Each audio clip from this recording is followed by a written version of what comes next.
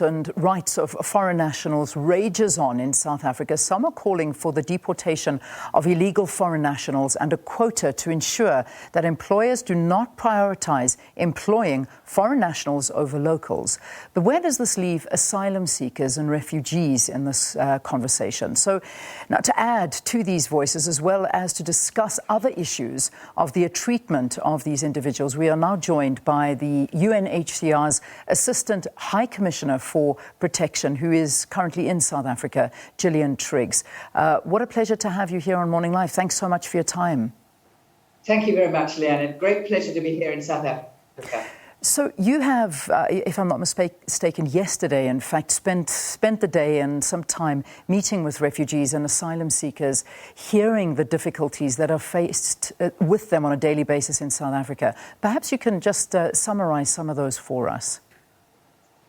Well, I think one of the greatest difficulties here is that while they are receiving protection and safety and support in South Africa, they don't have documentation.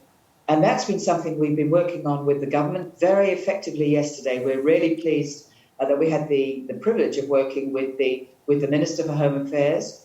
And it's been a very productive mission here and a very productive discussion with him. To get back to your question, the key problem for people who are asylum seekers who fled for the protection in South Africa is that they don't have accurate documentation to allow them access to work, to contribute to the community, to get their children into school and to get access to healthcare. And that's what we've been working on very productively with the government. So I'm absolutely delighted today that so much has been achieved in ensuring that protection continues. Yeah, and it is, I mean, you know, South Africa's got an amazing constitution and legislation when it comes to protecting asylum seekers and refugees. However, you know, this may be in paper and it may be in the Constitution, but in reality, it's very, very difficult for those on the ground. And we're not talking about illegal immigrants, because this is not a part of the conversation. But I imagine for the average South African who is unemployed and desperate, I don't think they know the difference or see the difference. How do we draw lines so that communities can actually understand the difference between these two groupings? Well, you're right. That is difficult for people to understand. Some people are looking for better opportunities in life, and of course we don't judge that. But our role in the United Nations Refugee Agency is to ensure protection for people who are fleeing violence and persecution. And the question as to whether they are genuinely entitled to refugee status and protection really requires an asylum system, a working asylum system. And here in South Africa, there is an asylum system, but it's been one that's been closed during COVID. And we understand, of course, that for many countries, that's been necessary. But we are now working with the government to address the backlog of 153,000 asylum seekers and to work towards getting the asylum system reopened with the 5 major refugee offices here in South Africa. But of course, you make a very important point, and that is that South Africa has one of the most modern, progressive constitutions in the world. As a former lawyer, I was always very appreciative of the work that the Constitutional Court and the legal system here in South Africa had. But the difficulty is implementing that constitution and the legislative provisions to assist asylum seekers and refugees. And that's the next step. So the UN Refugee Agency is working with the government to help employ. There are now nearly 36 arbitrators now being employed to help deal with the backlog, to make sure that those 153,000 asylum seekers in the system will be recognised and able to operate. Perhaps if I could give you an example, Eliana, we've been talking yesterday to a remarkable young woman. Her name's Esther. I hope I'm not giving too much away about her, but she's just completed her matriculation here in South Africa. She's a great talent, been an asylum seeker with her family for 12 years, living with the protection of South Africa, but has not got access to the kinds of support she needs to pursue her education. So we're working on ensuring that she gets that educational opportunity along with many others. And that's the reality, is that you do, in the form of refugees or asylum seekers, have individuals that have so much to offer to a country or to their host country. I mean, when we look at the kind of legislation that's in place, I know we've spoken about this a bit, but I mean, if we just take our mind back to where South Africa signed, it was the 1951 Geneva Convention on Refugees and the 1969 OAU Convention governing certain aspects of refugee problems in Africa, which really does guarantee them education, protecting refugees and asylum seekers from unlawful expulsion, from giving them the right to employment. So they do have certain of these rights, which is something that we need to keep and be very, very cognizant of. But how do we integrate them? Where is the system failing asylum seekers? Is there just too much of a backlog? Well, you're right, firstly, to say the law is there. But we need to meet exactly the question you've asked. How do we ensure that the community supports refugees as they seek recognition as refugees? How do we support the community in understanding that? And if I may say so, the President has given a very important speech, I believe, a couple of nights ago, in which he has stressed the need to avoid negative speech, hate speech against foreigners, and of course in particular against asylum seekers. So I think that, if I may say so, that leadership here is one of the most important influences on in ensuring that people understand the reality of the plight of people who are fleeing persecution.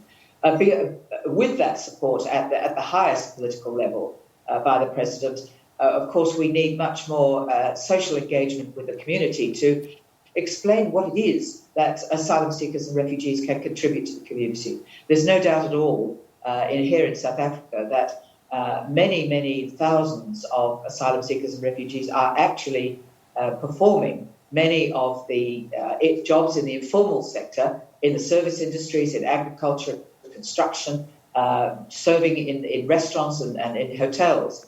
They are actually performing jobs that many South Africans who are perhaps better educated and better trained would prefer not to have.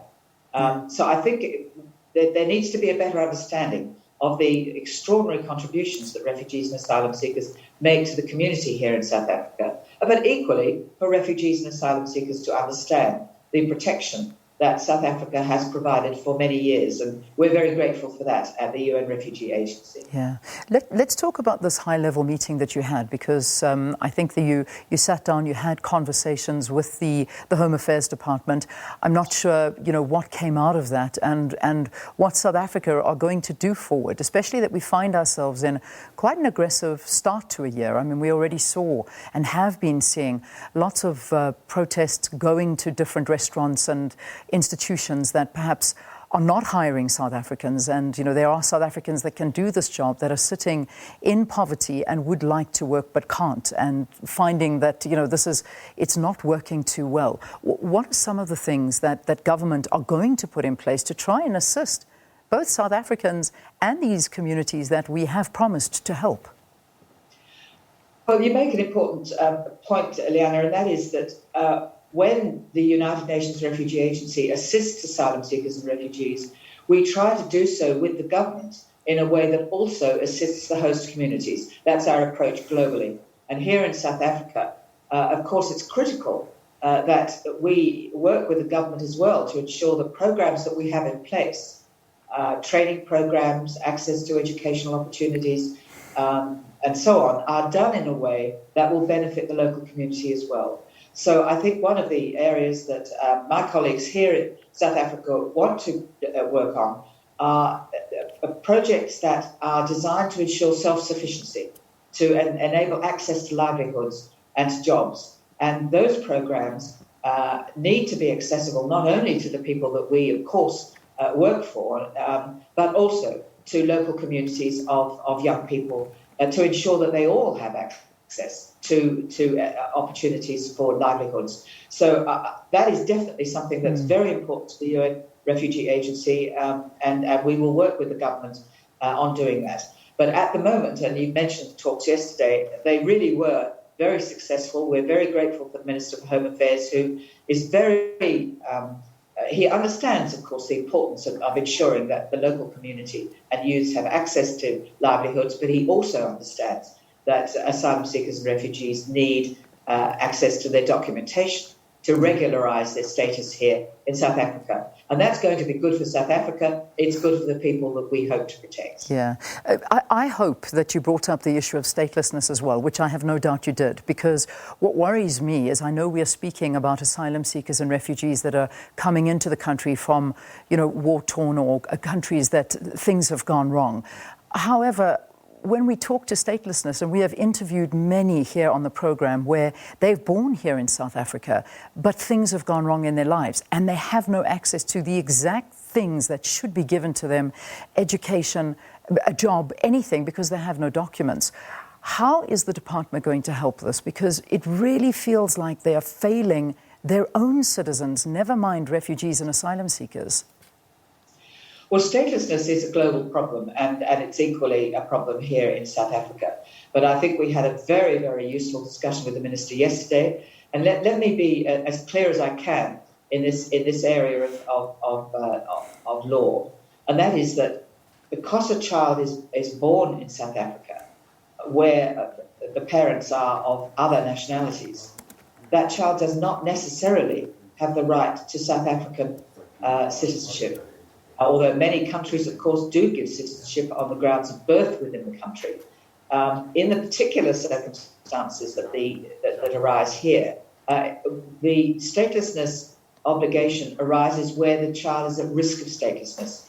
And one of the breakthroughs, or one of the things that I think was very important yesterday, was that we've agreed with the Minister that where a child is born in South Africa of parents from other countries, of other nationalities, that child will definitely be given a very clear record of their birth in South Africa. And that means that the parents are then able to go back to their country of origin, Mozambique, Zimbabwe, Malawi, the Democratic Republic of the Congo, for example, and say, we have a record of the birth of this child, and we would now like that child to be recorded in the foreign country, the other country, and that they would then be on a pathway to citizenship in the normal way. Yeah. In other words, South Africa is not responsible for every child of foreign parents that's born within the territory. But where that child, as you say, Leanna, where that child is at risk of statelessness, where the parents cannot get nationality for that child, then it's imperative that South Africa offer a pathway to citizenship so that child is not stateless. And as you point out, great risk is that without nationality, they cannot access education, healthcare and so on. I wish I could speak to you longer. I know that there's so much more to say. And it's not only South Africa you visited. I know you've been in Zimbabwe and other countries, but thank you for your time. We have to unfortunately wrap it here, but I hope your travels go well. And thank you again for being with us. Gillian Triggs is the UNHCR's Assistant High Commissioner for Protection visiting South Africa. That's where we got to leave it and say goodbye.